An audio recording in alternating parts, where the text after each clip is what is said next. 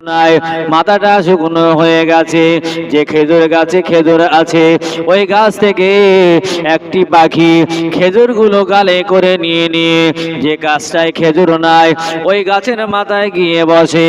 আবার কিছুক্ষণ পরে উড়ে আসে, আবার একটা খেজুর নেয়, আবার ওই গাছে গিয়ে বসে। ওখানে যেন কাউকে খাওয়ায়, কোথায় যেন রেখে চলে আসে। এইভাবে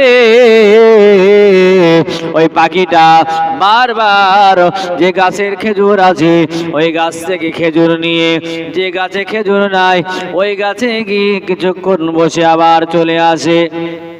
এই ডাকাতটা নিচে বসে বসে এই দৃশ্যটা দেখে চিন্তা ভাবনা করে, পাখিটা উপরে করে কি একবার দেখে আসি।